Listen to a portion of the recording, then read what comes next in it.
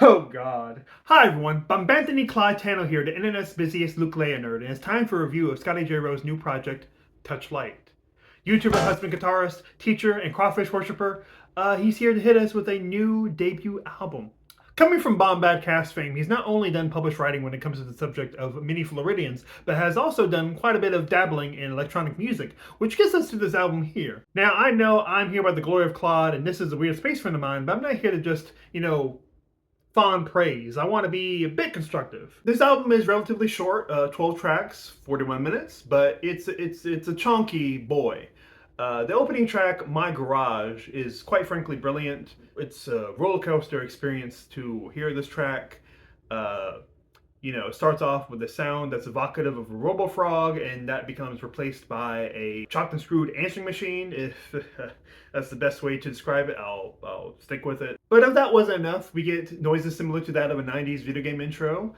We get experimental band riffs, and we get baptized in a pool of EDM for the electronic god. Going into Dance Alone, we get a Nine Inch Nails type beat with your clap your hands type flair added to it. But then it kind of just devolves into a crazy storm, a sonic gumbo that has the vibe of one of those parties where the hoes are in ecstasy and they're vomiting everywhere. But we do get a brief bit of calmness before the track explodes again and then kind of just ends. Quite honestly, this track feels as if there was a eccentric protege of Drexcia. This is a solid cut. Definitely one that I keep revisiting because I do quite enjoy it. RHS-40, which could easily be confused for a Star Wars droid, is the following track, and it's like as if the undeniable classic song Love Lockdown by Kanye in the song On Sight had a baby, and the baby was forced to play the xylophone as a child. Towards the middle of the track, we get some pew-pew noises in the middle, we get some whoop-whoop-whoops at the end, and the harmony just kind of falls apart. Honestly, the harmony is obliterated by this point, and it's a little disappointing. It doesn't really hold a candle to the previous tracks. Now, with the fourth track, there's a genuine sense that the artist has found direction once again. It's no longer just him fucking around with a Korg Chaos Pad KP3. The song has found a dialect that the audience can comprehend. This track has a nice repetitious rhythm to it. It makes you just want to, tap a table. Well, maybe not your table, because who can afford anything in America right now. Anyway, this is the lounge music that Mon Mothma would listen to while dealing with the wake of endless fascism around her and also her shitty fucking family. Now, once we get the introduction of double time hi-hats, then we're really cooking on this track. Now, other than the opening track, My Garage, the other crown jewel of this record is Wolf Parkinson White Syndrome. Now, this is a track I've revisited multiple times. I just wanted to candidly absorb, like a sponge, how grand and purposeful it is. Everything in this track, from its poppy bass, distorted riffs, piercing warbles, and hi-hats, gives you the sensation that you're in a chase, one in a cyberpunk setting. And don't get me started on the abrupt cut at the end, straight nut. See, you used the word nut, and that's pretty sus, my guy. Cal Cachesto, what are you even doing here? You don't even listen to electro music. You don't understand the fundamentals. Like, you don't know jack shit. I know the electro-doodoo-doodoo-doos. I need you to leave. But I can't be your friend? Please, just go. I know all of the moves. Yeah, ooh-wee. Yeah. Bra da bra bra da da da da bra da. Come here. I need you to come here. Okay, I'll go. Thank fuck he's gone. Chugging along to the next song, which is entitled Duke, which is the only song on the album that is in all caps, has production that's quite good and it has a xylophone type beat to it. We get introduced to some funky bass, which, really grabs the audience while listening to it. It's not too dissimilar from something you do hear from Plastic Man's X. And the overall beat of the track is like the long lost brother of Minimal Nation by Robert Hood. So once again, the track is well produced, but it doesn't really stand out within the, context of the record.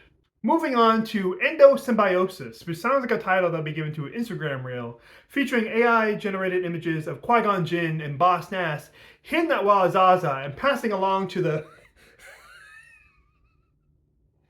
Oh god, that's stupid. This track kicks off with a fun and repetitive drum pattern with a set of hi-hats, but then it becomes what can only academically be described as a 10-city laser battle. Yeah, sadly, this segment really hurts the flow of the album. But towards the middle of the track, we do get an inverted beat that gradually transitions into a normal beat. And this effect reminded me very much so of the song Tambourine by Susumu Yokota's album Acid Mount Fuji. Giddy Up is another decent cut in this record, but it does sound like one of those annoying kids who said na na na na boo boo, but then was digitized, glitched, and became completely non existent in our ethereal plane. Keeping the ball rolling with the next track entitled Notification, we're introduced to a fantastic static opening, like a broken TV, if you will. Now, I do think that the opening of this particular track is quite evocative of the first song from 1997's Polyglow by Esplendor Geometrico.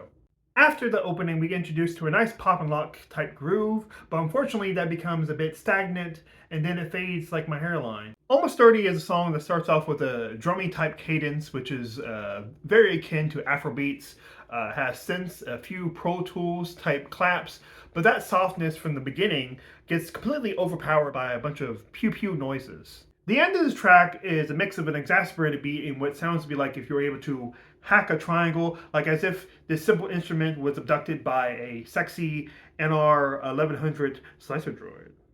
You know, despite my harsh description of this particular song here, it does nudge out from being in the bottom 5 of the overall record because of how unapologetically abrasive the production is. The beat on this track just keeps growing more aggressive, much like a, Daft and Direct by Daft Punk.